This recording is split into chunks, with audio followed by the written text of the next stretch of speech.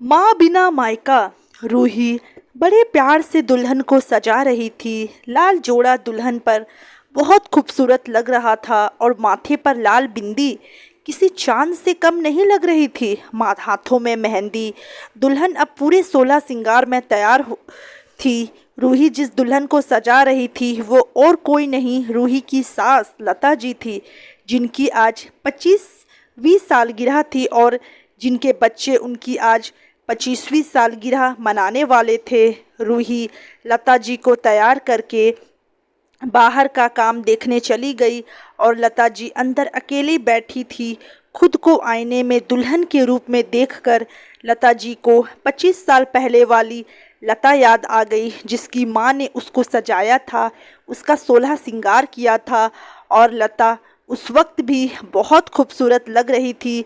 उसकी माँ उसकी बार बार नज़र उतारे जा रही थी। बाहर इतना काम होने के बावजूद भी लता जी की माँ उसके पास ही बैठी रही। चुप, जैसी जैसे माँ बेटी आज जी भर कर एक दूसरे से बातें कर ले, एक दूसरे को देख ले। और हाँ, हो भी क्यों ना, हमारी संस्कृति में तो वैसे ही ऐसे ही ना कि 7 फेरे हुए नहीं कि बेटी के हकदार बदल जाते हैं और अपने माँ पापा से मिलने के लिए भी ससुराल वालों से इजाज़त लेनी पड़ती है। फिर लता जी की बारात आती है और फेरे होते हैं। अब वक्त आता है विदाई का। विदाई के वक्त लता को अपनी माँ से बिछड़ने पर ऐसा लग रहा था जैसे वो अपनी माँ से बहुत दूर हो रही है। लता जी उस वक्त ससुराल में जब नई नई थी और ख़ुद को बहुत अकेले महसूस करती। बात बात पर उनको अपनी माँ याद आती। नई नई शादी थी तो इसलिए वो मायके महीने बाद मिलने के लिए चली जाती थी और जब कभी जाती अपनी माँ के पास ही बैठे रहती। और जब लता जी रहने जाती तो लता जी की माँ उसको खूब सारी शॉपिंग करवाती और लता जी को अपना पर्स भी नहीं खोलने देती। सारे पैसे खुद खर्च करती। धीरे धीरे लता जी अपने ससुराल में व्यस्त होती रही और उनका अपने मायके आना जाना कम होता गया। और उनको जब कभी मौका मिला जाने का, लता जी अपने ससुराल से पूछती तो उनको कभी घर की जिम्मेदारियों का वास्ता देकर रोक लिया जाता था, कोई और काम आ जाता। लेकिन लता जी जब भी मायके जाती तो मायके में सब लता जी के आगे पीछे बैठ जाते जैसे गुड़ पर मक्खियाँ होती। लता जी की माँ हमेशा उनसे कहती, लता जब भी तू आती घर में रौनक आ जाती है। लता जी की भाई भाभी भी उनसे बहुत प्यार करते, रात रात जागकर बातें करते। लता जी के भतीजे भतीजियाँ भी बुआ बुआ बोलते उनके आगे पीछे घूमते रहते। लता को वो दिन बहुत ही खूबसूरत लगते, किसी त्यौहार से कम नहीं लगते। और लता के मायके वाले भी जब भी फ़ोन करते बस यही कहते, अब आओगी कब आओगी मायके, जल्दी आना हमसे मिलने। लता की शादी को अब 8 साल बीत चुके थे। लता जी के 2 बेटे थे। एक दिन अचानक से रात के 10 बजे फ़ोन की घंटी बजती है और लता फ़ोन उठाती है। उधर से बस रोने की आवाज़ आ रही थी। लता समझ नहीं पाई किसका फ़ोन है, लेकिन बहुत डर गई थी। लता जी के बार बार पूछने पर एक आवाज़ आती है, लता माँ नहीं रही। यह आवाज़ लता के भाई की थी।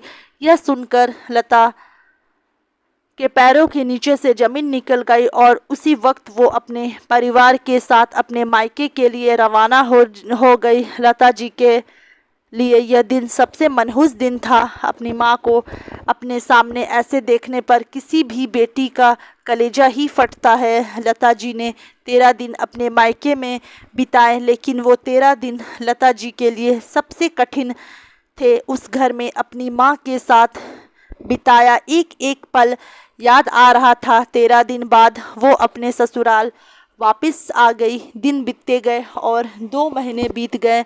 उनकी माँ को गए हुए उनके मायके से अब धीरे धीरे फ़ोन आने कम हो गए। अगर आता तो बस लता जी के पिताजी का। लता जी के भाई भाभी तो जैसे भूल ही गए थे। एक दिन लता जी हिम्मत करके अपने मायके में जाती है। जाने से पहले लता जी अपनी भाभी को फ़ोन करती है कि भाभी कल मैं आ रही हूँ। और भाभी बस ठीक है बोल के फ़ोन रख देती है। जबकि लता जी के आने का सुनते ही पूछती है, दीदी खाने में क्या खाओगी। लता जी अगले दिन अपने मायके जाती है। वहाँ आज सब पराये से लग रहे थे। भाभी लता जी को देखकर ऐसे मुंह बनाती है जैसे वो यहाँ से खजाना लेने आई हो। अगर लता जी अपने भाई से बात कर रही थी तो भाभी बहाने से अपने पति को आवाज़ लगाकर ले गई। जब लता जी बच्चों के साथ खेलने लगी तो भाई ने ही आवाज़ लगा दी कि चलो कल सुबह स्कूल जाने में देर हो जाएगी।